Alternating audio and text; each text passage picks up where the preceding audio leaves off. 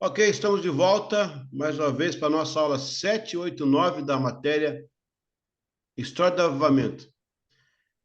E, amados e amadas, né? Eu queria perguntar quantos na classe aí são obreiros, tipo diáconos, são presbíteros, evangelistas, e trabalham com ministérios? Todo mundo, na verdade, ou não? Eu vi a Jaque falou que o diácono orou aí, né? Deve ter mais algum diácono, presbítero? Tem mais? Tem, tem o diácono Julinha, tem o diácono Valdo e o diácono Desvaldo hoje. A diaconisa Paula, que não veio, mas também tem a diaconisa Maria, o que mais? Bênção. Cristiano, diácono Cristiano, Bênção. diácono João. Você usa teu presbítero aí, não? Ainda não. Não, né? Ó, eu queria começar com duas considerações, eu já vou entrar na matéria. Primeira consideração, eu queria, acho que não é nem corrigir, é esclarecer. Quando eu falei assim nas outras aulas, aí vocês, né, da Beth Shalom, que são congregacionais e tal, e tal, e tal. É que eu não expliquei o que é isso, o congregacional. Depois eu conversei com o pastor Marcos para me inteirar melhor. Na verdade, a Beth Shalom, ela é episcopal. O governo é episcopal. Mas a historicidade dela vem lá de 1600, quando começam os congregacionais. Então, o pastor Marcos, ele é oriundo do movimento do congregacional, que é um movimento bom. Que é um movimento bom. E se fosse ruim, a Beth Shalom estava corrigindo agora. Então, assim, o pastor Marcos veio lá da congregacional, né? Que da aliança, antiga aliança tal, antiga aliança assim, no sentido da igreja antiga, né? Não a aliança do Antigo Testamento, não. Então, a historicidade da Beth Shalom, ela é congregacional, mas o governo é episcopal. Hoje é uma igreja episcopal, que é um governo centralizado. Porque no governo congregacional, quem efetua as mudanças todas são uma congregação completa. O pastor não tem nenhuma ingerência assim tão forte quanto no episcopal. Então, para ficar bem esclarecido aí, para ter nenhuma dúvida, tá? Eu estava dando aula e me veio isso, mas é na questão da historicidade, não na igreja atual e no governo atual. Amém? Qualquer dúvida ainda, pode me mandar aqui no zap para a gente esclarecer, tá certo? Essa é uma consideração. Se alguém não entendeu, eu posso continuar no assunto, se alguém não entendeu, tá bom? Pode levantar a mão aí e falar. Mas é isso aí. A congregacional, no caso, ela é por a historicidade só. Como no meu caso, eu sou metodista da historicidade anglicana. Então, é lá da história, que veio depois. Porque nós não aparecemos do nada, né? A gente não eclodiu. A gente tem pai, mãe, avô, bisavô, octavô, escanchavô, vai embora. A gente tem aí pelo menos diretamente 11 mil pessoas que geraram para estar aqui. Então, no caso da Beth Shalom é isso. Ela é episcopal, governo episcopal, nada a ver, mas a historicidade dela lá atrás vem da congregacional. Ok? Pronto. Alguém levantou a mão aí, não? Não. Tá. Então é só questão de história. Mas pode falar comigo depois lá no privado, pode mandar lá uma mensagem e explica melhor, tá? A segunda consideração. Segunda, eu queria parabenizar aí os diáconos, né? Evangelistas, presbíteros, líderes de ministérios e até aqueles que não são líderes de diácono, porque esse curso é muito importante, gente. Olha, veja bem, nós começamos com 50 alunos, né? Estamos com 25 hoje. Era um ano só, uma vez por semana. Pensa um pouquinho. Eu fiz 5 anos, todos os dias. Dá para sentir o drama? Segunda, terça, quarta, quinta, sexta. Segunda, terça, quarta, quinta, sexta, 2 horas por dia, 5 anos eu fiz. O pessoal não aguentou um ano, uma vez por semana. É claro que há casos, né? Casos que realmente não houve condição. A gente tem que ser ético para dizer que não é. Às vezes, até eu posso, como professor, falar, não consigo dar mais aula, aconteceu um problema, eu entendo. Mas a minha preocupação é aqueles, Jaqueline, que podiam fazer, que têm condição de fazer, mas preferem perder a oportunidade. E era um ano só. Ó, nós agora vamos terminar essa matéria hoje, se Deus quiser, já começa as matérias final, acabou o curso. Mais 4 matérias, acabou o curso. Então, vale a pena ficar firme, né? Então, eu louvo a Deus quem resistiu até agora, quem ficou até agora, e vamos chegar até o fim. E se for para mim ir para Santa Cruz para formar um aluno, eu vou com o maior amor, com o maior carinho. Eu sei que vai ter mais, vai ser uma benção. Ixi, vai ser uma festa, rapaz, vai ser uma festa, vai ser uma festa. Amém? Era isso que eu queria colocar para vocês. Bom, pessoal, a gente está estudando sobre os avivamentos. É muito importante essa matéria. É muito importante. Ela vai desenhar o desejo de Deus, né, para a eternidade, para a sua igreja. Ela vai desenhar, né, o que Deus quer para a sua igreja, que é o avivamento. É o que nós todos queremos. É o que nós todos queremos. Então, a gente tem estudado alguns avivamentos. Ó, lembra que nós começamos lá atrás, com o primeiro movimento, depois do Pentecostes em Jerusalém, houveram alguns casos, né, de avivamento. Mas, historicamente, bem nítido, nós temos o caso dos moravianos, a gente já estudou, aí viemos trabalhando os moravianos, o avivamento inglês, depois vai se seguir o avivamento americano, e depois o brasileiro, do qual nós somos frutos, né? Então, vamos continuar hoje, é a aula 7, 8, 9. Eu fiquei de mandar para vocês a aula gravada, mas não ia ficar legal. É melhor fazer logo, né, aqui de uma vez, né? Muito bem. O meu som tá bom aí, gente? Meu som tá legal? Tá conseguindo ouvir? Beleza. Vamos à apostila, então.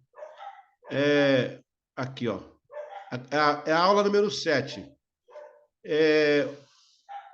Aula número 7. Vamos ver os despertamentos.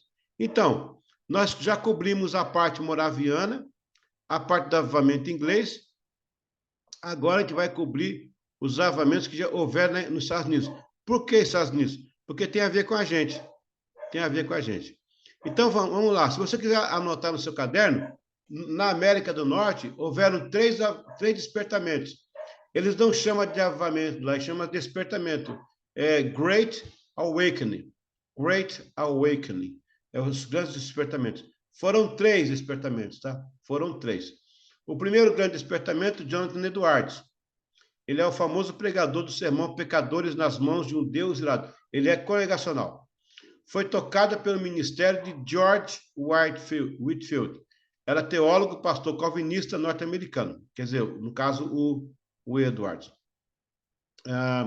Ele foi um grande protagonista do que chamamos o período do primeiro grande despertamento, que sucedeu nas décadas de 1730 a 1740. Então, anote aí. O primeiro despertamento, ele foi de 1730 nos Estados Unidos até 1740. E o protagonista aí foi o Jonathan Edwards, né? Ele escreveu a obra chamada The Distinguished Marks of the Work of the Spirit of God, as marcas distintas de uma obra do Espírito de Deus. Foi um dos poucos que escreveu sobre o fenômeno que experimentava. Este livro trazia uma explanação mais centralizada na razão do movimento, não só no sentido racional, mas numa espécie de crítica sobre as condições autênticas do avivamento, como, por exemplo, a veracidade das manifestações que ocorriam em respostas, né? A sua base de conselho sempre primou para uma vida de ênfase na oração, no conhecimento e na prática da palavra de Deus, e no testemunho de uma vida santa, tendo Jesus como verdadeiro Senhor. A ênfase característica do primeiro despertamento americano, as manifestações de êxito espiritual e o aumento das pessoas que vinham aos templos. Vamos agora entender isso aqui de legal, gente. Olha que legal. Primeiro despertamento americano foi em 1730. Deus usou o Jonathan Edwards. O Jonathan Edwards, ele escreveu uma obra para dizer sobre as manifestações, se eram autênticas ou não. Sabe o que eu acho bonito? É que já naquela época, eu estou falando de 300 anos atrás, já havia uma preocupação se o que estava acontecendo era de Deus ou não. Olha que interessante isso. Hoje em dia o pessoal está aí fazendo palhaçada, né? Em nome de Deus. Desculpa a expressão palhaçada, mas é palhaçada. como diz meu amigo Ciro Malafaia, um besterol. Besterol, besterol. Estão fazendo um besterol com a igreja, né? Mas em 1730, eles já estavam pesquisando se era de Deus ou não. Olha que coisa linda. Agora, por favor, anote no caderno aí. Qual foi o grande evento do primeiro despertamento? Foi a manifestação de Deus e a vinda do povo aos templos. Os templos estavam vazios. A partir do grande despertamento, primeira coisa que aconteceu, as manifestações do poder. Nós não temos registro de línguas estranhas, não temos, mas havia manifestação. E segundo, a vinda do povo aos templos, né? O povo encheu de novo os templos. É muito bom essas notações, viu, Jaqueline? Porque no painel pode usar como um recurso, né? Tá vendo aí? Então tá. Então, a gente trabalhou, nós estamos na matéria os avivamentos, certo? Então, eles começam em 1727 com os moravianos.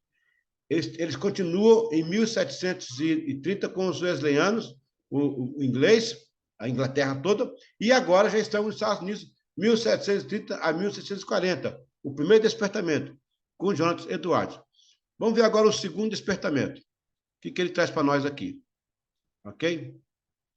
O segundo despertamento. Aí nós temos o segundo despertamento. Esse segundo despertamento aconteceu de 1800 a 1830. Olha aí, 100 anos depois, tá? 1830. Faz uma tabelinha no caderno aí. Desta vez, com grandes nomes como Charles Finney, ele foi o principal.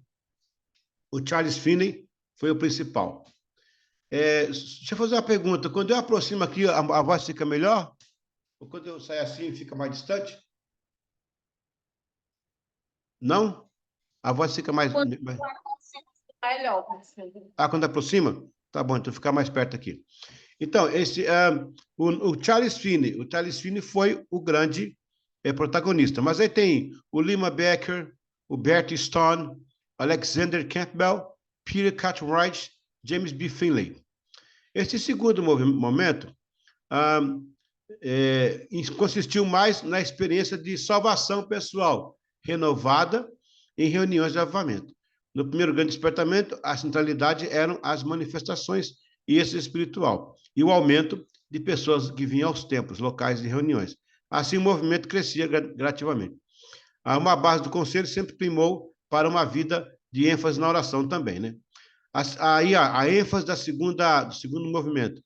Já no segundo elemento, o apelo para citar Jesus, as manifestações com o batismo com o Espírito Santo e os cânticos fervorosos, que seriam marca desse mover do século XIX. Então, vamos lá. No segundo despertamento, já não é mais o Jonathan Edwards, já é o Charles Finney. Porque o Jonathan Edwards vai morrer em 1700 e alguma coisa, 70, talvez. O Charles Finney vai nascer em 1792. Ele nasce um ano depois que morre o John Wesley. O Charles Finney é contemporâneo do nosso Tiradentes. O Tiradentes morreu na Vila Real, na Vila Rica, lá em Minas Gerais, em 1792. Quer dizer, morreu não, foi executado, né? O Charles Finney nasce nesse ano. Ele é contemporâneo, né? O Brasil já existia nessa época. Olha, o Brasil, rapaz, o Brasil já existia, estava acontecendo avivamento, podia estar acontecendo aqui para nós, né? Meu Deus do céu.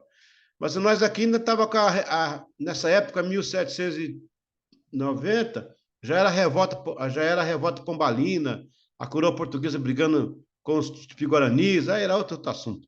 Mas vamos lá. O Charles Finney é do segundo movimento, tá?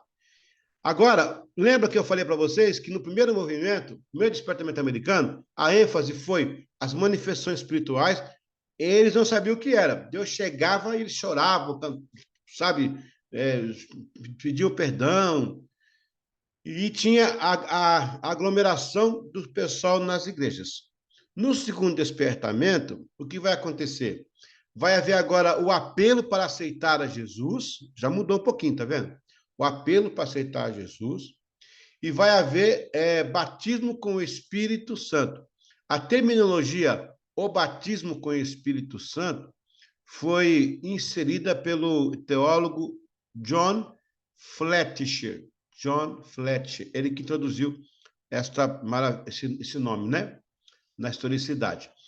Agora, pessoal, veja bem, sabe quando a gente faz o culto aí, a gente fala assim, ó, quem quer aceitar Jesus, levante sua mão, não é isso? Ou vem aqui à frente decidir.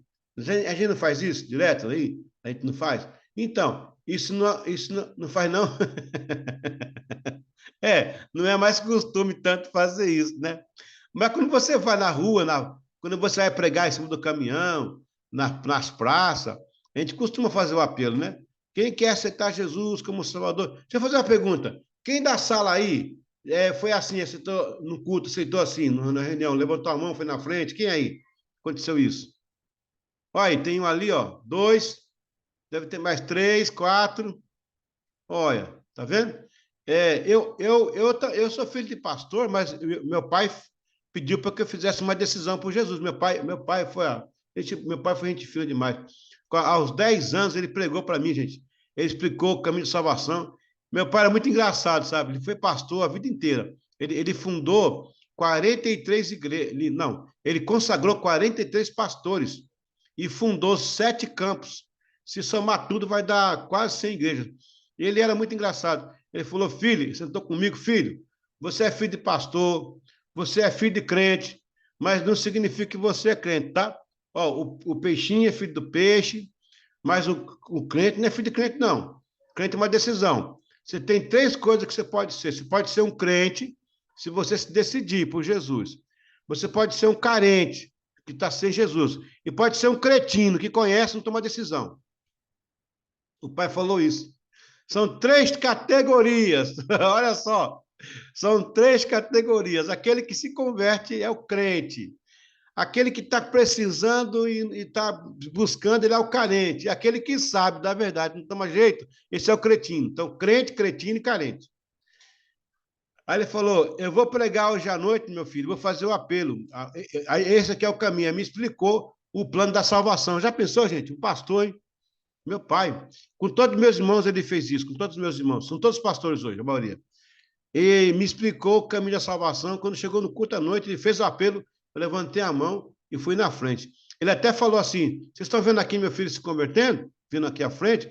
Não é porque é meu filho, não, mas eu preguei para ele lá em casa. Ele ouviu o evangelho. E deixei a ele a decisão de querer ou não. Se ele quisesse dizer não também, eu ia respeitar. Então, como é que surgiu o apelo? Olha que aula interessante hoje. Hoje você vai aprender uma coisa muito legal. Como é que surgiu esse apelo? Vem na frente, aceita Jesus. Vamos lá? Quando o John Wesley começou a pregar, lá em 1729, lá atrás, ele, o Whitefield, o Fletcher e outros, eles, quando acabavam de pregar, olha só, eles pregavam, e quando acabavam de pregar, dizia assim, se alguém tem alguma dúvida, alguma dificuldade, vem aqui para a gente explicar. Então, ele pegava uma cadeira, ficava ao lado do púlpito, e o povo vinha, Jaqueline, fazendo fila para dizer, eu não entendi isso, não entendi aquilo. Eles explicavam ali.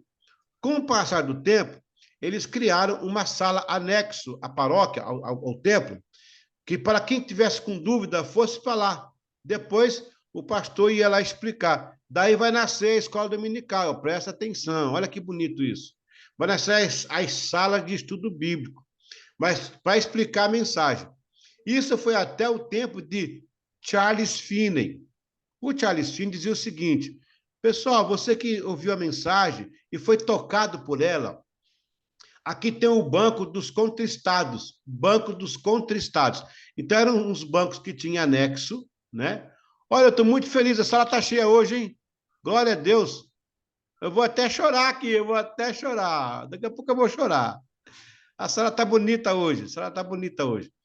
Bom, aí, só faltou a professora Xavier, a Sara, né? Tá, bichinha, rapaz. Só faltou a Sara. Mas tudo bem. Ela deve ter um motivo lá, ela é muito responsável. Então, vamos lá. O Charles Finney colocou o banco dos contristados. Aí ele dizia, você que foi tocado pela mensagem, você quer ficar aqui do meu lado, nesse banco? Depois do culto eu vou falar com vocês. Aí ele ia falava.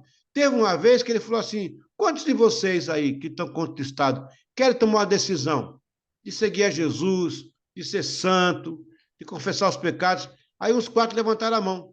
Aí ele começou a fazer nas reuniões dele esse banco do contristados.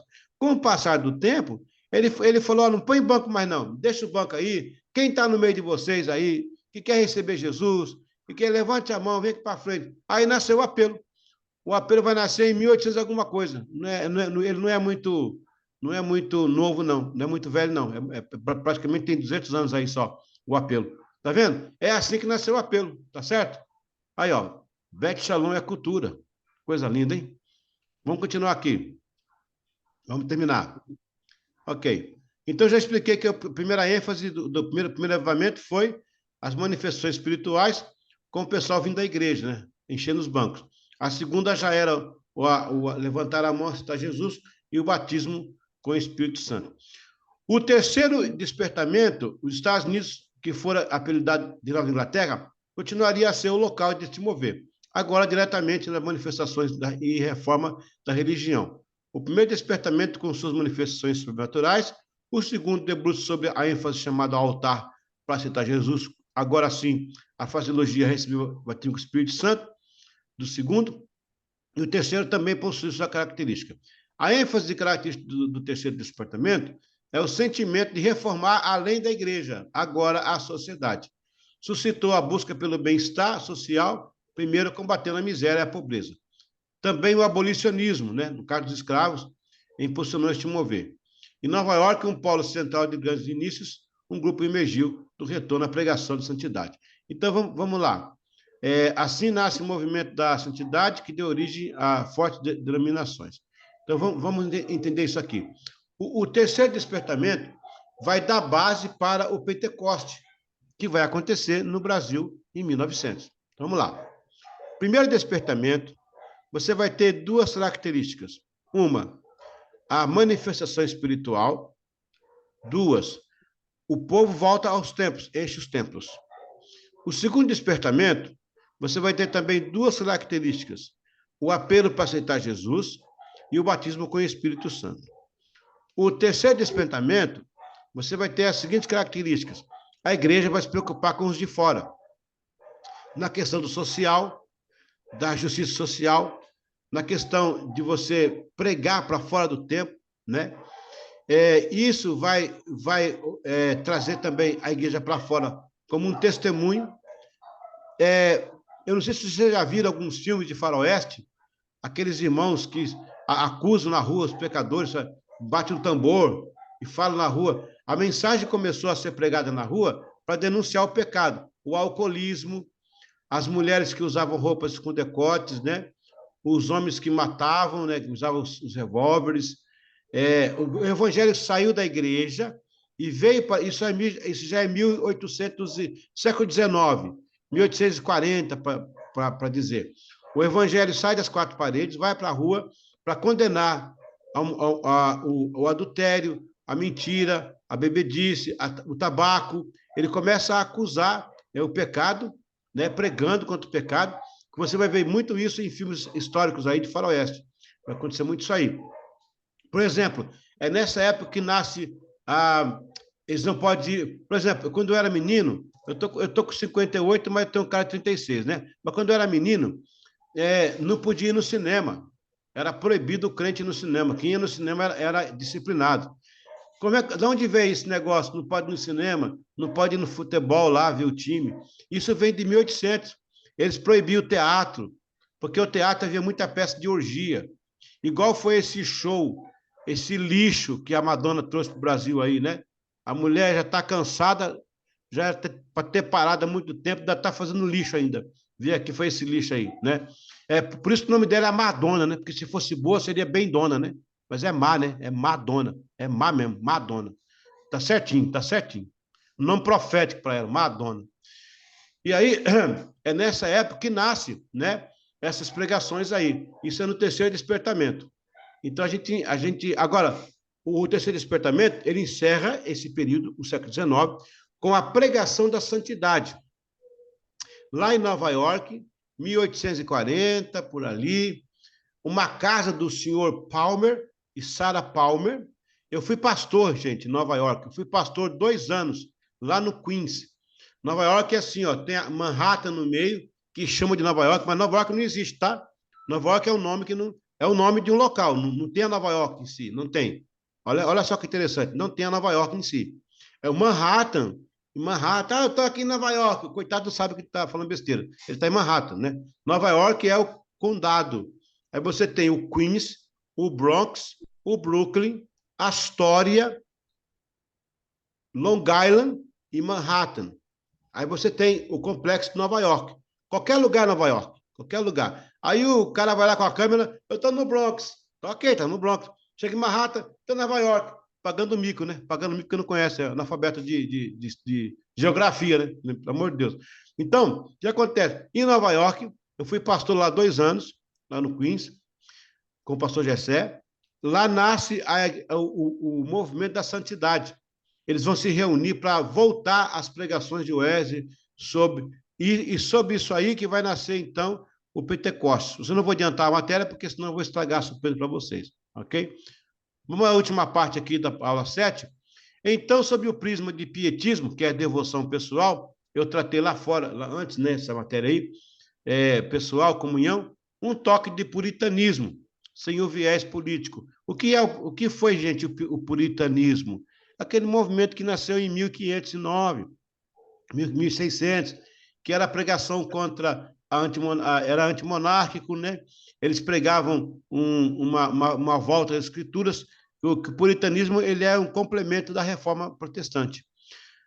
O movimento influenciou denominações evangélicas.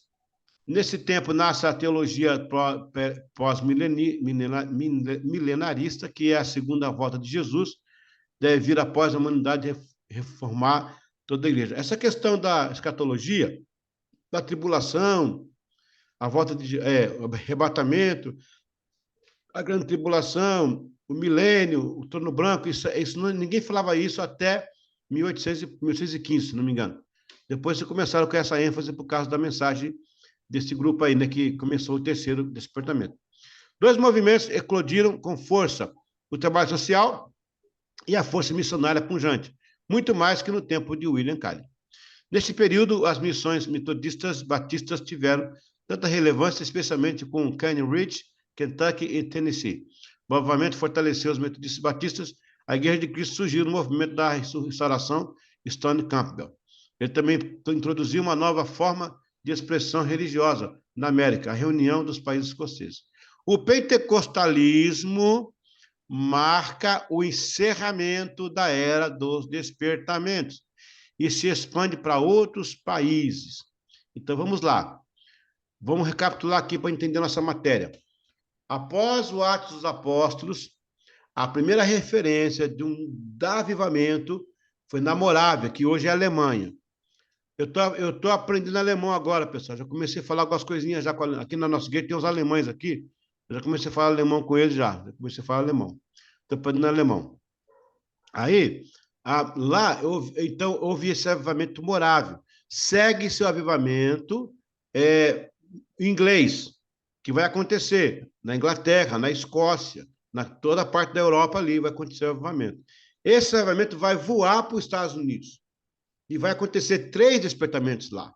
Eu acabei de falar. 1730, que é com o Jonathan Edwards, a manifestação sobrenatural, o enchimento dos templos. O segundo despertamento vem com Charles Finney, que vai ser o apelo para citar Jesus, o batismo com o Espírito Santo. O terceiro vem com o Dwight Lyman Moody, o famoso pregador Moody, e o Spurgeon também na Inglaterra, que aí foi uma coligação, foi mais geral, o terceiro, que vai dar ênfase ao social, às missões e à cobrança contra o pecado nas ruas. Esse movimento vai encerrar em 1900, quando nasce o Pentecostes. Aí o pentecostalismo já vai nascer aí nos Estados Unidos, lá em Topeka. Mas a gente vai estudar isso aqui, eu acho que vai ser agora. Alguma dúvida até aí, pessoal, nessa primeira aula? Alguém quer perguntar alguma coisa? Quer se manifestar? Manifestar não é bom para crente, não. Quer participar, né? Melhor. Manifestação. Sim. Olha, deixa eu tirar aqui a minha máscara. Quem está de máscara Oxi, aí. Tô gripado. Eu tô doente desde a semana passada. Tá certo, meu filho, tá certo. Uma coisa que eu acho interessante é esses dois primeiros movimentos do avivamento, da questão americana, eu acho bem interessante que eles ocorrem justamente numa época de grande definição da história americana, né? Por exemplo, no primeiro, eu acho mais ou menos contemporânea à Revolução Americana, né? A Revolução Americana que vai desembocar na independência deles, quanto também essa questão aí da abolição da escravidão, eu acabei me lembrando da questão da Guerra Civil no século Sim, XIX. Uma coisa que eu acho assim interessante é de como esse movimento religioso americano influenciou muito, até mesmo na construção, no fundamento do país hoje, né? Porque, por exemplo, diferentemente de alguns setores do cristianismo, a gente tem que o protestantismo americano ele tinha muito essa questão de você ter a questão das pessoas serem iguais, né? Da questão da fé, de serem iguais umas às outras. Que as pessoas precisam a questão de salvação não era tão hierarquizada que na Igreja Católica. Eu acho interessante, apesar de que, assim, eu só vejo mais sobre esse lado, apesar de que eu não conheço muito sobre, por exemplo, a realidade da questão da Igreja americana, justamente durante esse período do século XVIII, quando o país estava dividido. O senhor sabe de alguma coisa, como é que se portou a igreja, se ela ficou dividida, sobre essa questão da Guerra Americana, e como sim. foi sobre essa questão da escravidão, essas coisas? Sim, sim. Posso lhe Mais ou falar menos. com... Oi, posso... Sim, muito boa aí essa reflexão. Os Estados Unidos vai enfrentar duas grandes guerras. A primeira guerra é em 1776, que vai ser... Eu estou falando na cabeça isso aqui, mas eu acho que é isso mesmo. Não acho não, é isso aí. 1776, você vai ter a Guerra da Independência, que vai aparecer o George Washington aí na figura. A Guerra da Independência. Nessa Guerra da Independência, os anglicanos voltam para a Inglaterra e ficam só aqueles que iam permanecer nos Estados Unidos, que iam se tornar americanos, no caso, né? Essa guerra, a igreja está presente nessa guerra aí. Infelizmente, muitos irmãos tiveram que empenhar as armas, eles estavam defendendo o país, a conquista da nação, porque a França queria tomar os Estados Unidos. Há um fator interessante, que eu tive lá em Campbell, onde foi a batalha. Aliás, eu preguei lá nesse lugar. Gente, eu preguei no tabernáculo eu preguei no tabernáculo de Northampton, onde pregou o Lima Moody, o Moody pregou. 100 anos, 200 anos depois, eu preguei no mesmo local, no mesmo dia. E foi o mesmo Pentecostes, não, foi um Pentecostes, não sei, não é. Que misericórdia, quem sou eu? Eu só carrego a toalha e a bacia, né? Eu sou um servo. Mas Deus usou lá, foi tremendo. Olha só, o George Washington estava na batalha contra os indígenas americanos. Vocês conhecem a bebida Red Bull? Quem conhece o Red Bull? Red Bull, chama Red Bull, mas é o Red Bull. Alguém conhece aí? Aí o irmão ali conhece. É uma bebida energética, não é alcoólica, não, ela é energética só. O cara toma a Red Bull e prega que é uma benção, né? Red Bull é energético. O Red Bull era esse indígena aí, que coordenava essa batalha. Olha que interessante isso.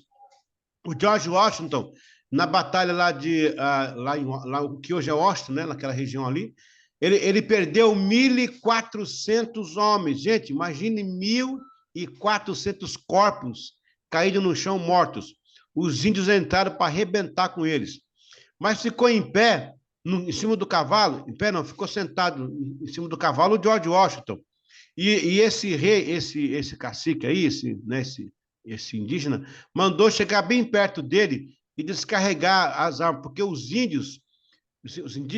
indígenas já estavam equipados com armas de fogo que a França tinha dado para destruir, para conseguir derrubar os ingleses, para tomar os Estados Unidos. Tanto é que eles conseguiram, lá em cima, o Canadá, Quebec, metade do Canadá fala francês. Bom, o índio chegou perto do George Washington e disparou queima-roupa, e o George Washington não caiu. O colete dele, esse colete dele está lá nos Estados Unidos, cheio de bala, está lá no museu.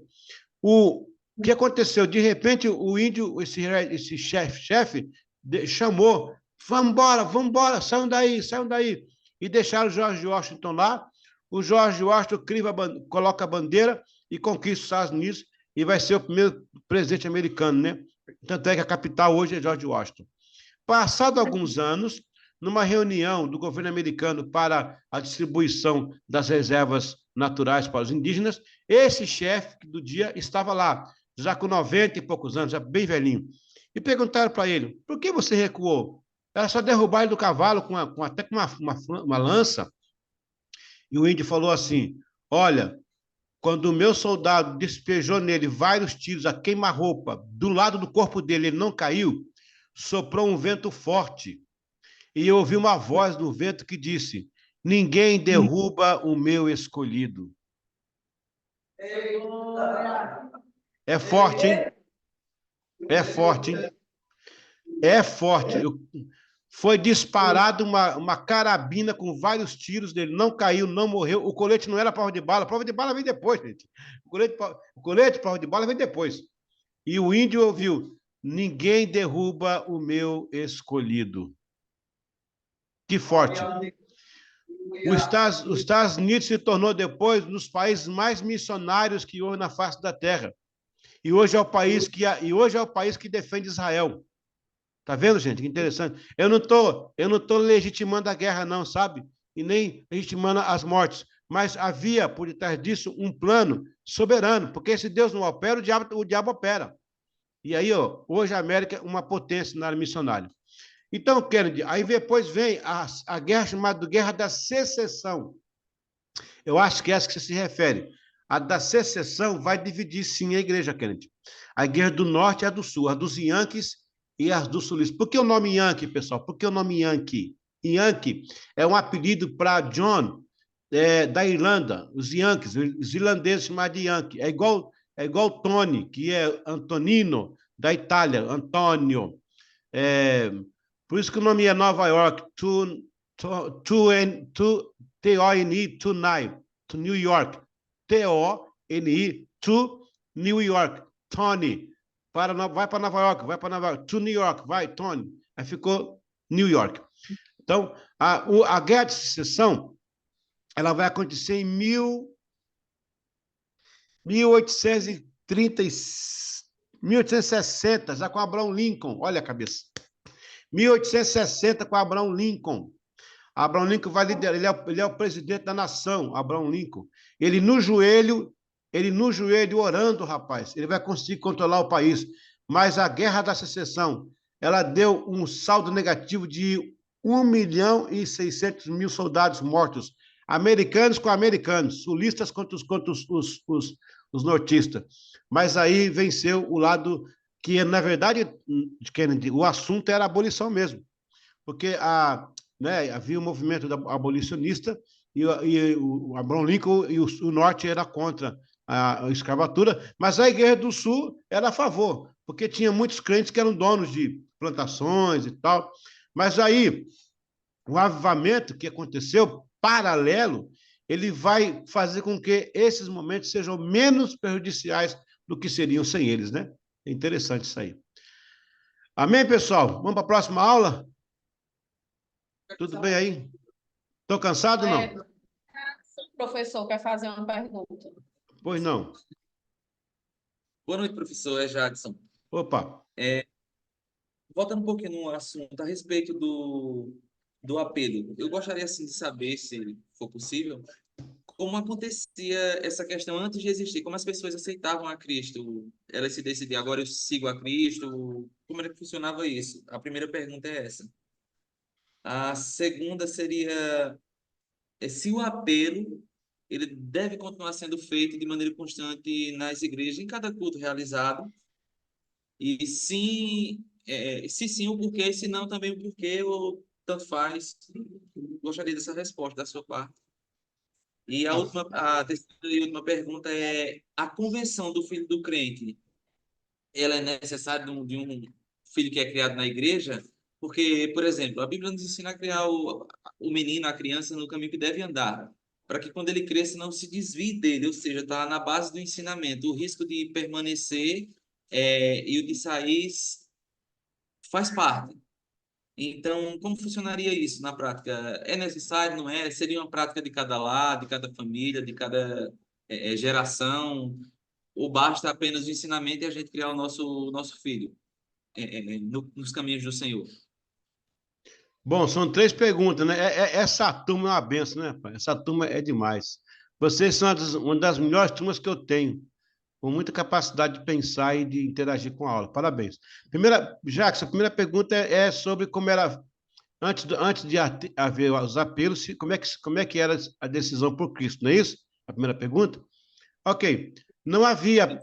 É isso, Dá? É isso, né? Ok. Não havia apelo, não havia apelo. Veja bem, no Brasil, a pessoa nasce não já é católica? Automático? Lembra? Talvez agora não, mas há 50 anos atrás, depois do Império, até agora, já nascia católica. Quem já nascia num país já nascia da igreja, já era da igreja, já era propriedade da igreja, já tinha o crisma, primeira comunhão, e vai daí e tal, né? O batismo lá, infantil. Então, não havia apelo. Subentende-se que a pessoa já nascia já crente naquela igreja. Com a pregação da santidade, que foi que essa pregação começou a falar, peraí, não é assim não. Você cresceu na igreja, mas você não é crente não. As suas práticas, a bebedice, o adultério, a mentira, a jogatina, e vai por aí. Isso aí é uma lista de pecados que a igreja entende que não é para aquele que é salvo. Aí começou essa pregação. Aí nessa pregação, a partir de 1840 e tal, começou a dizer assim, quem quer se distinguir, né, dessa igreja fria, histórica, e quer aceitar Jesus, então mudar a sua vida. Aí começou os apelos. Na verdade, o Billy Graham vai ser a maior ênfase, né? O Billy Graham, que morreu há pouco tempo, né? Com quase 100 anos, ele que vai fazer esses apelos aí. Então, não havia antes. Já subentendia que a pessoa já nascia do Estado, já era do Estado. Com as igrejas protestantes, a pessoa tinha o poder de escolher. Não vou continuar nisso, eu vou optar por uma nova vida. Aí nasceu o apelo.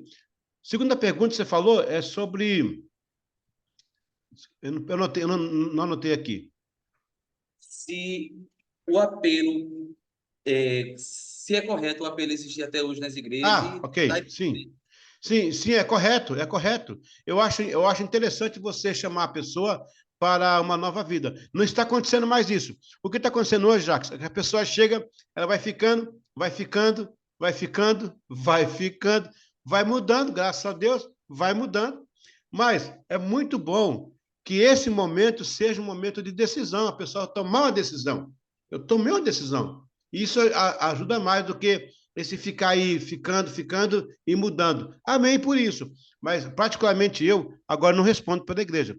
Eu não respondo por. Não, eu, particularmente, eu faço os apelos ainda. Quando eu prego na rua, eu prego em cruzados. Eu fui agora para os índios, eu fiquei uma semana e meia lá no meio dos indígenas pregando, né, para eles, e eu fiz apelo. Aliás, teve uma tribo que eu fiz apelo para o cacique, e o cacique decidiu, ele decide pela tribo. Então, acho que sim, Jacques, é necessário continuar, desde que a mensagem seja a mensagem, né, evangelística, continuar. E a terceira pergunta que você fez foi sobre a pessoa que nasce na igreja, né, é criada na igreja, se ela tem que ser levada à decisão. Olha, eu achei bonito o que meu pai fez. Eu fui criado na igreja. Eu respirava a igreja. Aliás, eu nasci, meus primeiros meses, era pastor novo lá em Santos, 1966, e a minha caminha era atrás do púlpito. Eu já nasci no púlpito, cara. Então, assim, eu fui criado na igreja.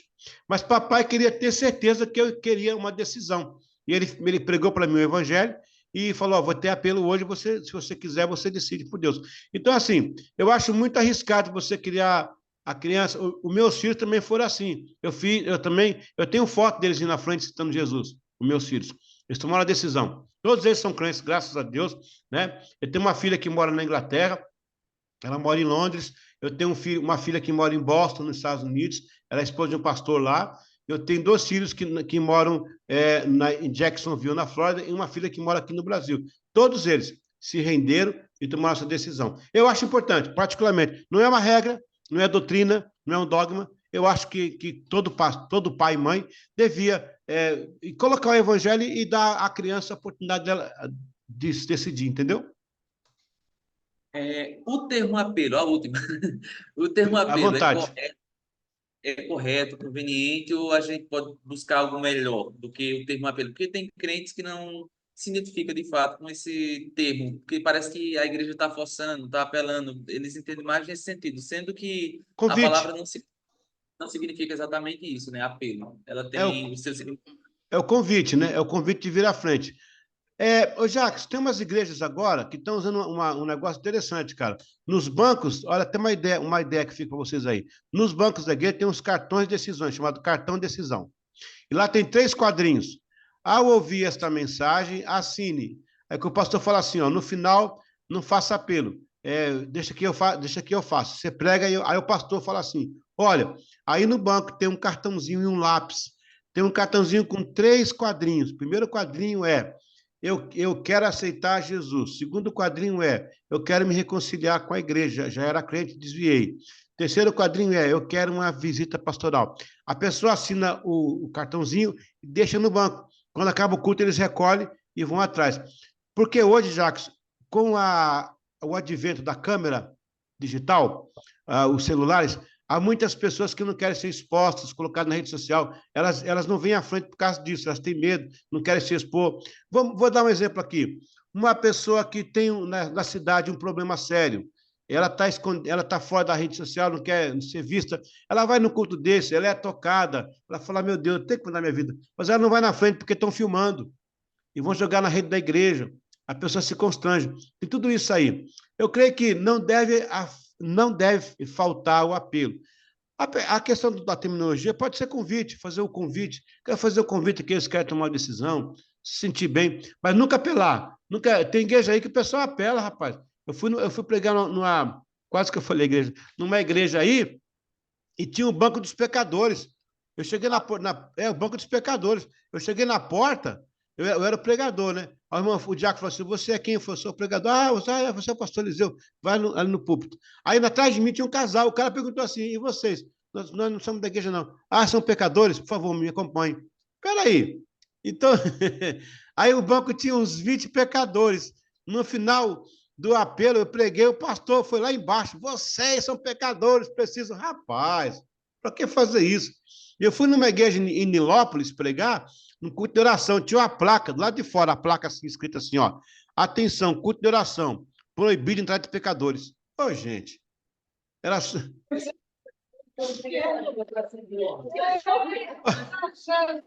Então ninguém vai entrar.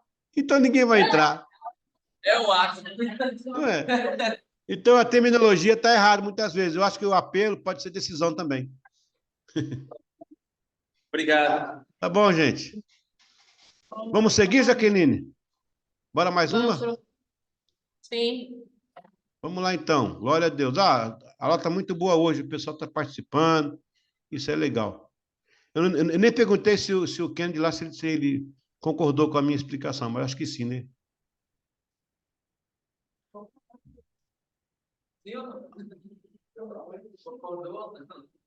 Oi? Sim. Ô, Kennedy, quando a igreja aqui usava máscara, por causa da pandemia, um dia eu falei assim, gente, quando acabar a pandemia, aproveita e tire as 2 máscaras. O povo ficou com raiva de mim. O povo queria me matar.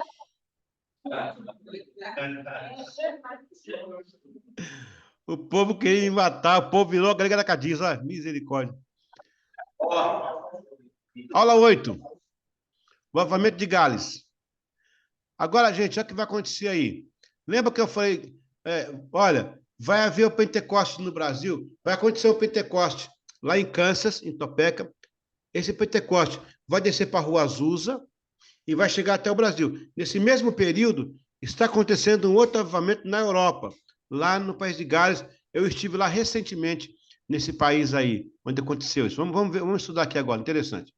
Em comparação ao que houve, agora aula número 8, disciplina 8, a parte 1, a história dos avivamentos. A Gales 1. Em comparação ao que houve no tempo de Whitefield e Wesley, no século XVIII, o avivamento de Gales aparece tardio, porque ocorreu em 1904 a 1905. Porém, não é. Esse avivamento foi um dos maiores avivamentos na história mesmo no curto tempo que durou. Seu impacto abalou as estruturas do país e também influenciou outras partes do mundo. Com muita propriedade, podemos afirmar que foi um dos grandes acontecimentos que viriam a marcar significativamente o início do século XX.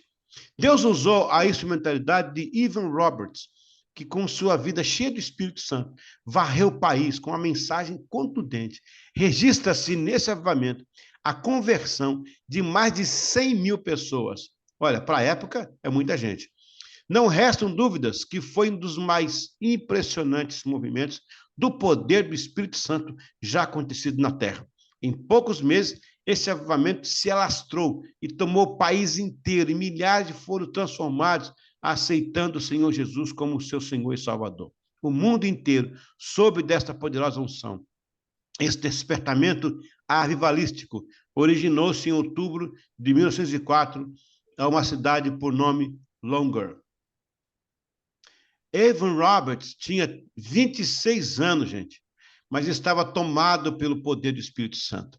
Leia o que Wesley Dowell conta sobre o início do avivamento no seu livro O Fogo do Reavivamento. Os historiadores geralmente se referem ao reavivamento que começou na aldeia de Longer, no país de Gales, como ponto inicial do reavivamento. Evan Roberts foi instrumento usado por Deus para inaugurar o reavivamento em 1904. Em 1891, aos 13 anos de idade, Roberts começou a ter fome e sede de orar por duas coisas importantes: para que Deus enchesse o seu espírito, o enchesse, né? E para que Deus enviasse o reavivamento ao país de Gales. Roberts fez talvez o maior investimento no banco da oração de Deus, a favor do reavivamento que o Senhor desejava enviar. E talvez fosse essa a razão de Deus ter começado a onda internacional de reavivamentos no país de Gales, através de Evan Roberts. Algo cortava o coração de Roberts em ver uma sociedade de seu país acomodada e fria espiritualmente.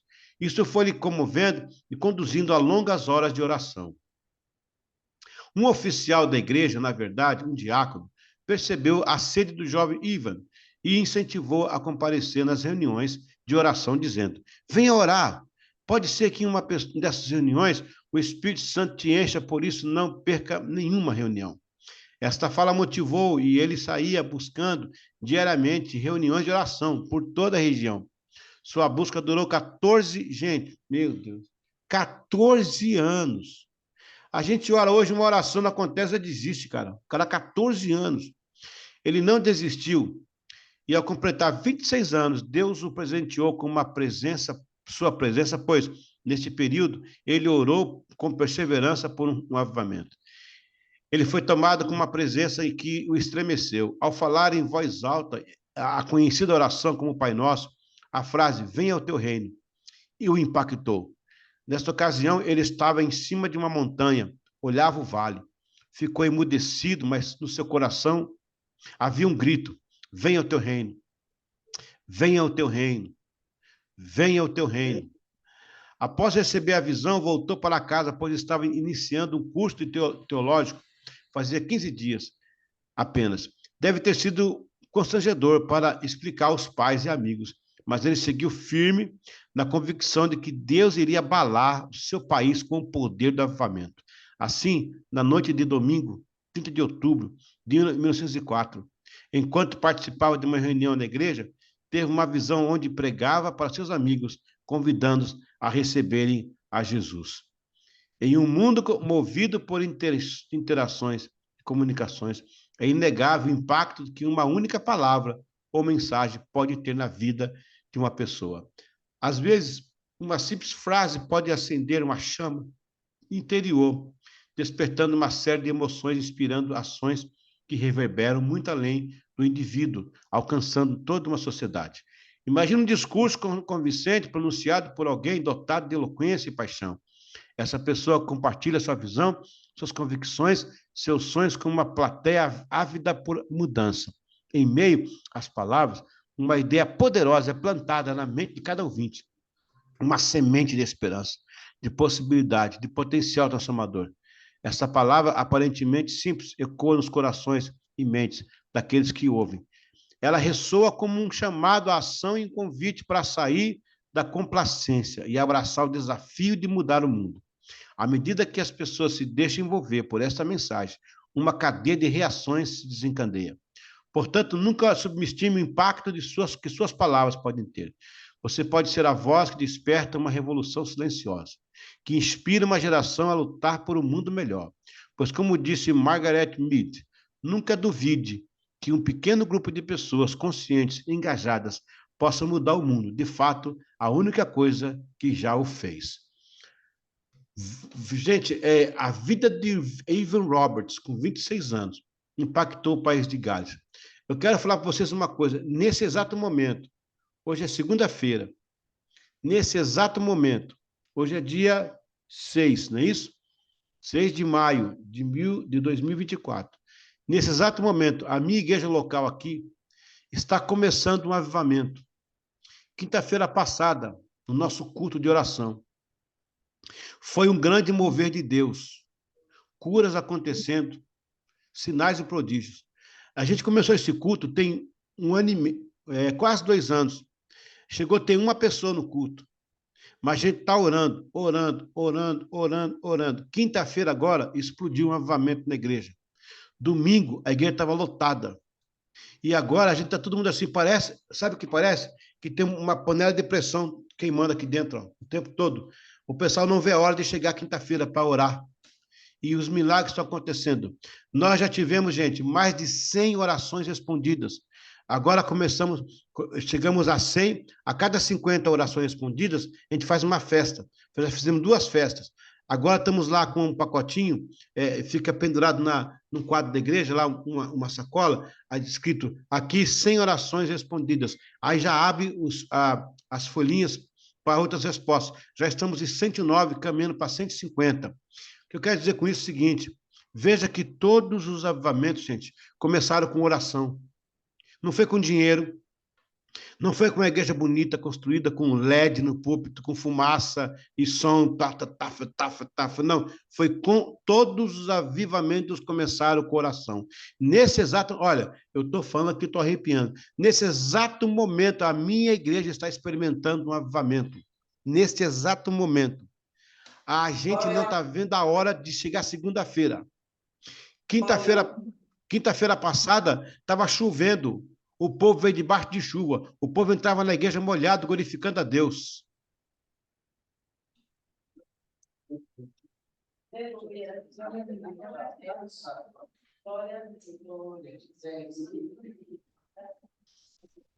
Eu tenho um relato aqui da igreja coreana, dos pastores que foram para a Coreia agora, uma igreja que faliu em 2004, ela faliu, acabou. Eles começaram a orar pelas madrugadas, 5 horas da manhã. Vou resumir, 2024 hoje, faz 20 anos, a igreja está com 180 mil membros, conquistando toda a cidade. É a oração, gente. Os segredos é a oração. Evan Roberts, que você viu, o avivamento lá vai acontecer em 1904 a 1905. Evan Roberts, ele vai orar 14 anos para Deus mudar o país. E esse avivamento do Evan Roberts chegou a bater no Canadá, nas Ilhas Híbridas também, da onde veio a avó de Donald Trump. Donald Trump, que foi um americano presidente, ele deve voltar agora, talvez, como presidente. Ele, na sua posse, ele fez o juramento da Bíblia, que eles fazem, mas trouxe a Bíblia vermelha, que pertencia à reunião de avivamento no Canadá. Glória a Deus.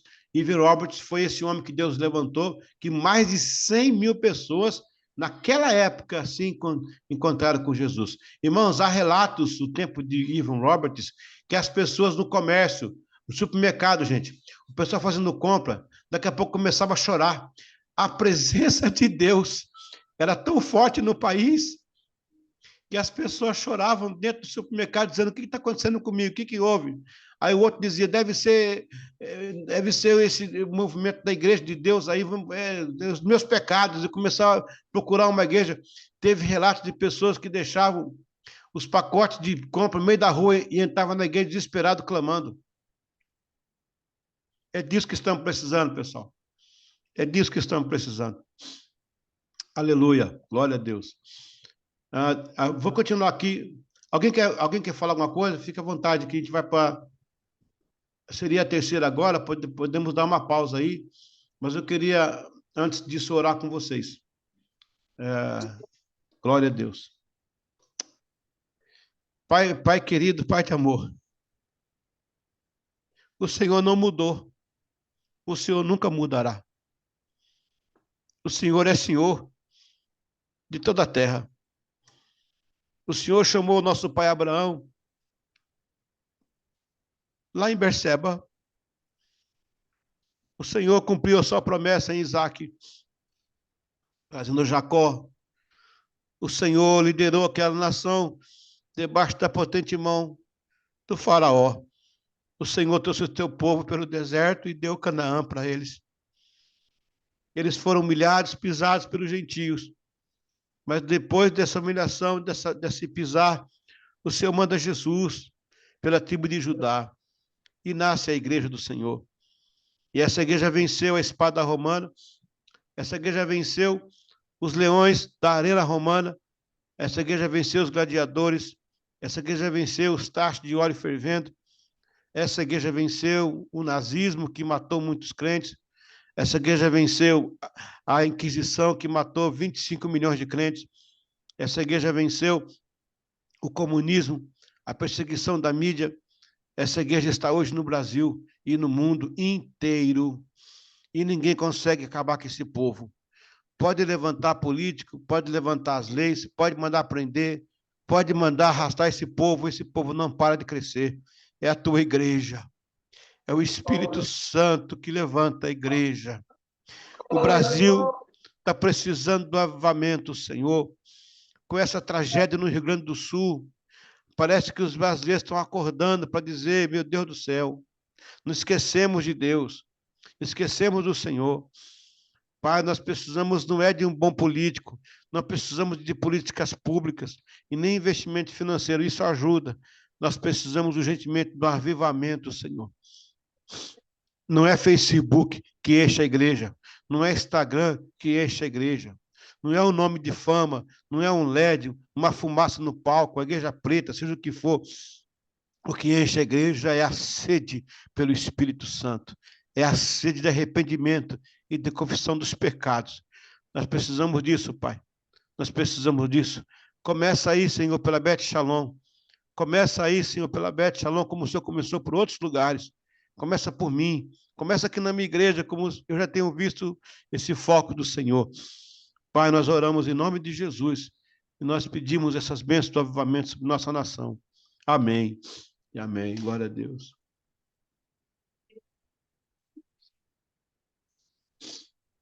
Amém. Vamos ter uma pausa, então? Sim, pastor. Quanto Bora. tempo? 10 minutos, viu? Pronto. É hora, 1 hora. O Valdo está querendo um intervalo de 1 hora, pastor. Pode mandar ele para casa já, né? Bichinho do Valdo, rapaz. Eu amo esse cara. Esse cara é uma benção, viu? Dê aí 1 hora. Fale com Elisa. Se a Elisa permitir, se ela deixar, tudo bem. Amém. Pronto. A gente volta já. Deus abençoe. Glória a Deus.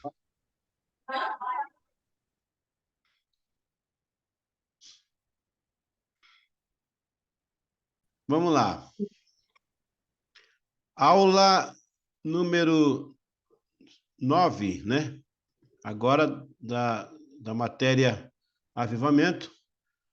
Deixa eu ver aqui. Número 9, o País de Gales, parte 2. Vamos continuar aqui com o País de Gales, para depois entrar no pentecostalismo, né? Ok. Ó, tá vendo essa foto aí, ó?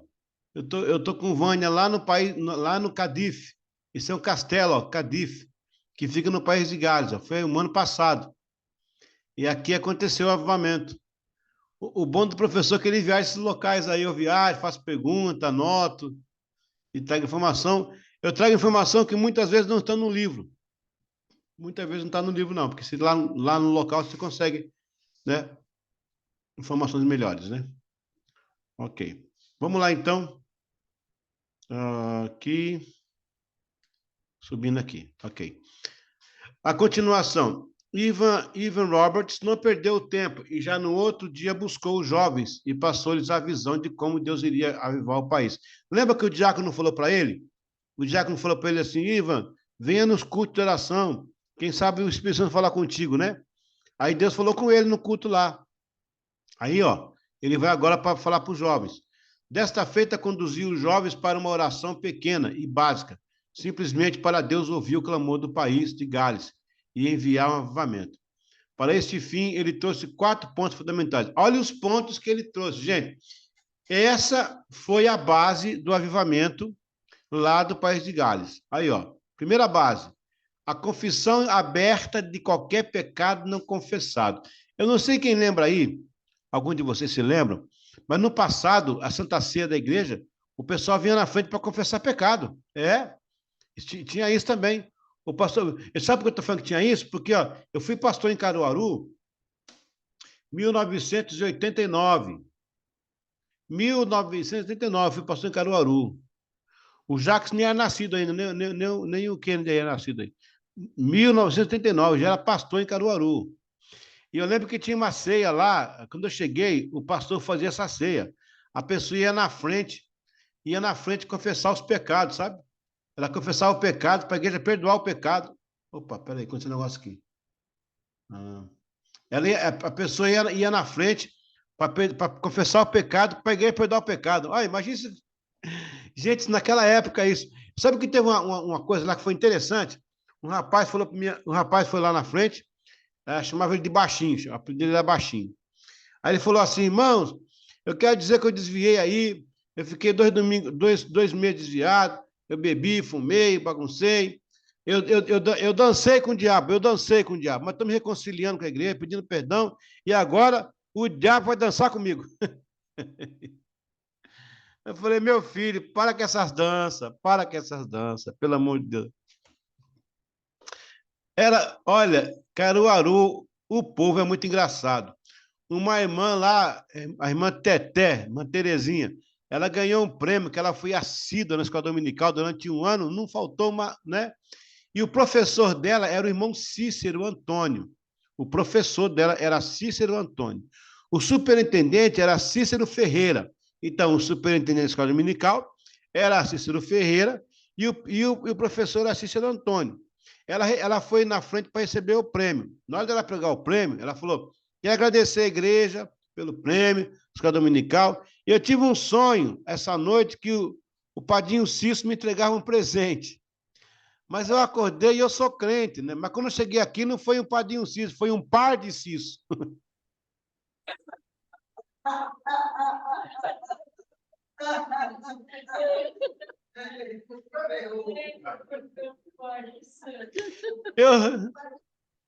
Foi um par, porque são 2 Cíceros, né? Não foi o par de Cício, foi um par de Cício. Gente, eu estou dando nomes, local, isso não é piada, não. Aconteceu comigo lá na igreja. Caruaru, irmã Teté. Todo mundo conhece ela lá. Quer dizer, o Senhor já a levou, né? Está alegando do céu nesse momento. Confissão de pecado aberto, né? O abandono de qualquer ato duvidoso. Tudo que trouxesse dúvida tinha que ser abandonado. Tá vendo aí? Olha aí a santidade operando aí, né? A necessidade de obedecer prontamente tudo que o Espírito Santo ordenasse. E a confissão de Cristo abertamente como Senhor e Salvador. Tá aí, ó, né? Essa era a base do avivamento do país de Gales. A comoção atraiu mais jovens, as reuniões ficaram mais intensivas. De repente, Deus começou a incendiar os corações. O fogo do Espírito Santo saiu daquela reunião e alcançou região ao redor. Olha agora aí. Uma semana depois, em uma manhã, as pessoas andavam pelas calçadas da rua de Gorsenon e muitos grupos se juntavam para entender o que estava acontecendo. Uns perguntavam aos outros: você está bem? Sente algo diferente? O povo na rua, pai. O povo na rua. Algo de sobrenatural estava acontecendo a todos, com força. Presença do Espírito Santo nas ruas. Um fenômeno tal qual o dia de Pentecostes em Jerusalém. Essas pessoas presenciaram em suas igrejas locais um mover glorioso. As cenas estavam todo momento vindo em seus pensamentos. Esses encontros nas ruas se repetiram e aumentaram. Ivan ficou intensamente motivado ao ver que Deus iniciara. As coisas foram acontecendo até que veio um pastor, o reverendo Marthy Morgan, da cidade de Lennon, e viu de perto como Deus estava agindo nas pessoas. Ele disse: quase dancei com alegria por causa de um que estava orando fervorosamente e que estava rindo enquanto orava, por ter ficado consciente que suas súplicas estavam prevalecendo. Mr. Roberts mostrou os sinais animados de uma alegria triunfante. Em concordância com ele, glória a Deus por uma religião alegre. Agora vem a aplicação espiritual para a gente, pessoal. Na atmosfera daquele lugar, a presença de Deus era tangível, palpável. Corações quebrantados preenchiam o ambiente, preparados para as intervenções divinas. Naquele momento, aprendemos uma lição valiosa. Quem busca incessantemente por explicações perde a oportunidade de experimentar a unção de Deus. Olha aí. Olha essa frase aí. Quem busca incessantemente por explicações perde a oportunidade de experimentar a unção de Deus. Porque tem gente que vai na igreja só para criticar. Faz só para pôr defeito, só para ver que não presta. E perde a benção. E perde. Deus está operando, Deus está fazendo e está perdendo a benção. O poder do Altíssimo transcende nossa compreensão humana. Não está sujeito aos limites da nossa mente. O poder de Deus é algo que se sente, que se experimenta profundamente, e não algo que se possa explicar com palavras ou teorias. É através da oração e da operação de Deus que somos verdadeiramente transformados, guiados pela sabedoria divina. Deus também usou, desta época, 7 Joshua. Um pouquinho antes aqui, para essa foto aqui, tá vendo? Eu estou aqui com uma Vânia aqui, ó, nesse momento aqui, ó. Eu estou aqui, esse é o castelo de Cadiz, ainda aconteceu o avivamento, tá? Então a gente está aqui tendo foto e vendo aqui as coisas aí. Deus também usou nesta época 7 Joshua. Este homem se incomodava com a frieza espiritual dos crentes e o pecado reinante naquela sociedade. 7 orou intensamente por longos anos. Por favor, Deus, dá-me Gales. Quem foi que orou? Quem lembra aqui que orou uma oração semelhante a essa? Alguém orou também assim, lembra? Em 1665, o John Knox, Senhor, dai-me a Escócia, ou então eu morro. Dai-me a Escócia ou eu morro. O interessante era que, na intimidade com Deus, Sete rogava que Deus levantasse alguém das minas de carvão ou da lavoura, com simplicidade e não da intelectualidade de Cambridge ou Oxford, onde o conhecimento material havia matado os pecadores. E Deus ouviu. Deus iniciou um derramar sem precedentes daquele pequeno país. Um grande avivamento varreu o norte do país de Gales. Houve registro de avivamento antes da chegada dos pregadores, em sua maioria jovens e adolescentes. A irmã de Roberts, Mary, o cunhado dele e seu irmão Dan, foram tomados pela graça e o poder divino e eram jovens, entre 20 e 22 anos de idade. Milhares e milhares de pessoas foram sendo transformadas. Os templos, outrora frios e vazios, abarrotavam de pessoas buscando o avivamento. As reuniões continuavam uma após outra e não havia liturgia. Eles iniciavam orando e de repente o local se enchia da glória de Deus. Mãos levantadas ao céu, lágrimas nos rostos, pessoas ajoelhando-se e se entregando a Jesus. As pessoas se levantavam, iniciavam um cântico, depois outros falavam em exortação bíblica. Roberts apenas dizia: obedeçam ao Espírito Santo, sigam o Espírito Santo, deixe-os conduzir. O poder do Espírito Santo se alastrou de maneira sobrenatural. Leonard Ravenhill foi um renomado pregador e escritor conhecido por sua paixão pela oração e avivamento. Suas palavras têm inspirado muito buscar uma vida de dedicação fervorosa a Deus. Veja, um avivamento de verdade significa nada menos que uma revolução, nada menos que uma recriação do caráter. Não queremos avivamento, queremos as bênçãos do avivamento. Um avivamento é um encontro tremendo da pessoa com Deus. O avivamento é uma visita de Deus que traz consigo um arrependimento genuíno nos corações dos cristãos, uma comunidade inteira. Quando Deus visita a sua igreja, as pessoas não se gabam mais do que outras pessoas em outras igrejas. A oração é a chama, o avivamento é o fogo. A oração é a gota, o avivamento é a chuva. A oração é a semente, o avivamento é a colheita. Que lindo, gente, isso aí. Se for possível, vamos ler juntos a frase, todo mundo da classe aí? Vamos ler juntos a frase, a 4 aí, ela é muito linda. Vamos lá? A oração é a chama, o avivamento é o fogo. A oração é a gota, avivamento é a chave. A oração é a semente, avivamento é a colheita. Glória a Deus, hein? Glória a Deus. Anote isso na Bíblia sua, viu? Olha aí, a oração é a chama, o avivamento é o fogo. Glória a Deus.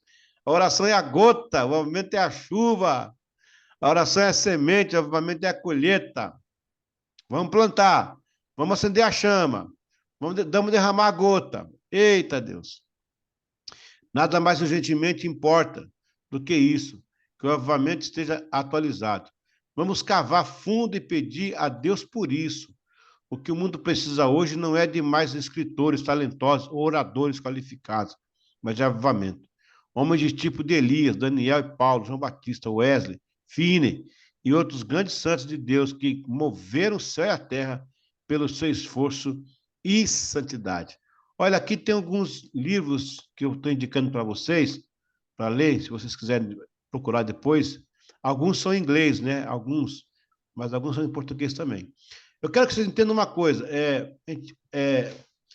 O Ivan Roberts, que foi esse do País de Gales, a gente vai deixar agora o País de Gales, vamos agora para o Brasil. A gente vai passar agora de novo nos Estados Unidos, vamos para Topeka, no Kansas, depois Chicago, vamos passar em Los Angeles, onde aconteceu o avivamento da Rua Azusa, eu estive lá também, e depois o Brasil.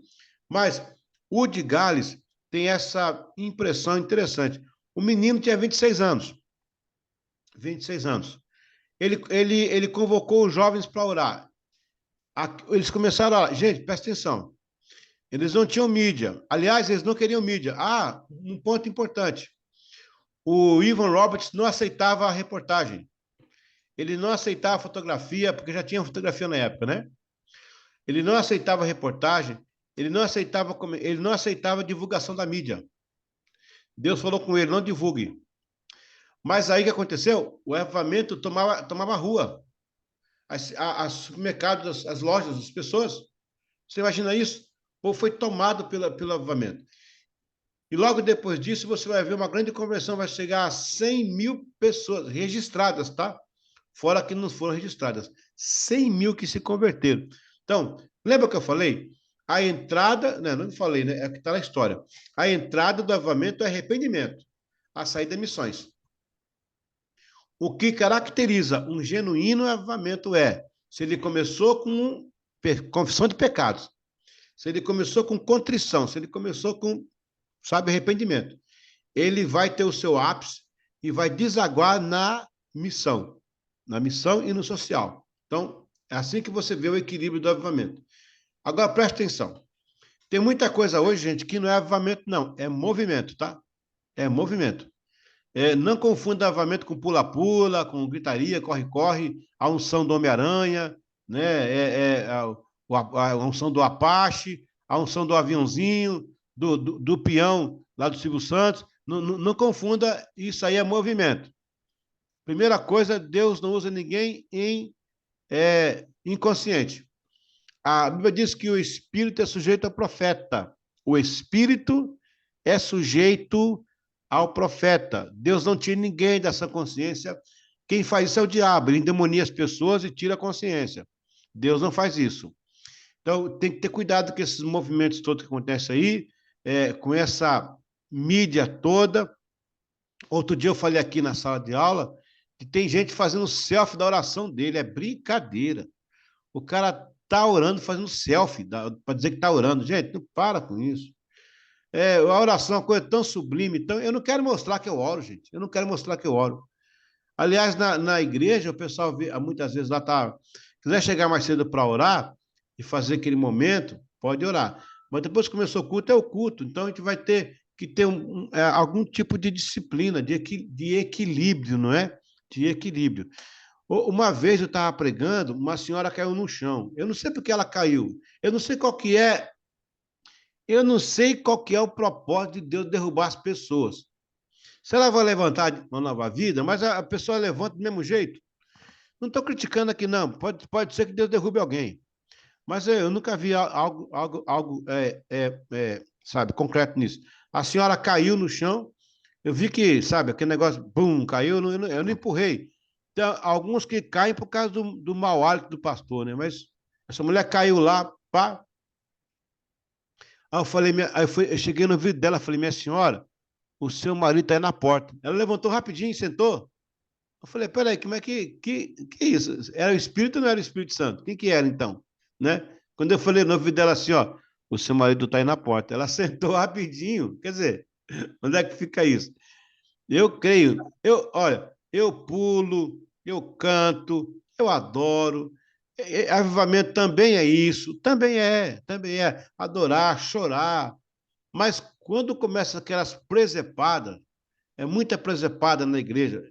Diz um cara estava cuspindo na língua das pessoas, usando o texto bíblico e cuspindo na língua das pessoas. Ô, gente, pelo amor de Deus, aí não dá, né? O outro mandou tomar óleo para ungir por dentro. O cara deu uma colher de óleo para uma irmã, ela tomou uma colher de óleo, ungiu por dentro, mas depois tem uma diarreia no outro dia. A unção limpou, a unção que limpa. Eita! É a unção que limpa. Então, então tem que ter muito cuidado com o que se chama de avivamento.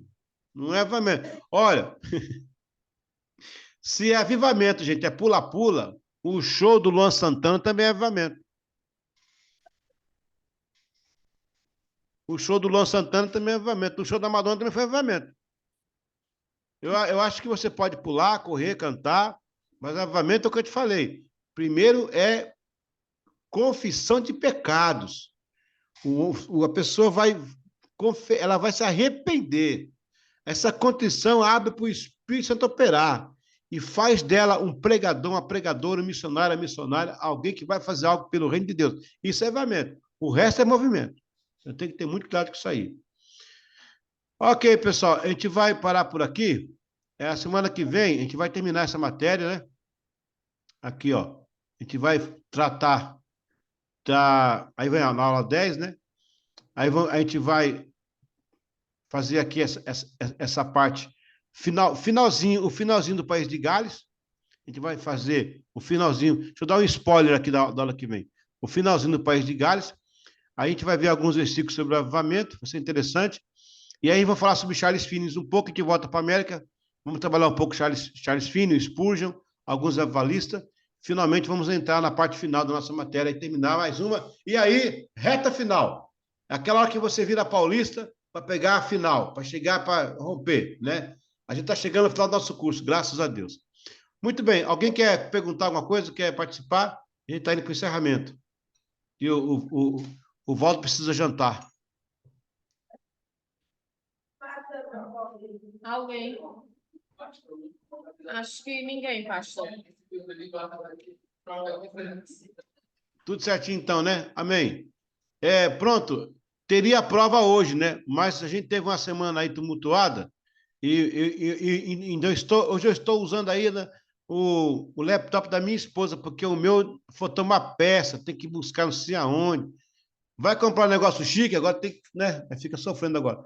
Mas diz que amanhã está pronto e a minha prova está lá, as coisas estão lá, então eu não tenho mais condição de fazer, levantar aqui de um lado, puxar a prova aqui para cima. Então, semana que vem a gente faz a provinha rapidinho, antes de começar a aula, a gente faz a provinha. O assunto é isso aí, tá fácil, não tá tão difícil. E a gente vai terminar a semana que vem. Tá bom? Pronto. Um abraço a todos aí. Escuta, cadê Massinho? Tá aí não, Massinho? Tá aí não? Tá não, pastor. Ah, rapaz. Eu vi a voz da Neta aí. A Neta tá por aí, não tá? A Neta Tá sim. Isso aí é uma benção, rapaz. Isso é uma benção. Glória a Deus. Um abraço a todos. Bom descanso. Até a semana que vem, se Deus quiser. Tamo junto. Avivamento, hein? Aleluia.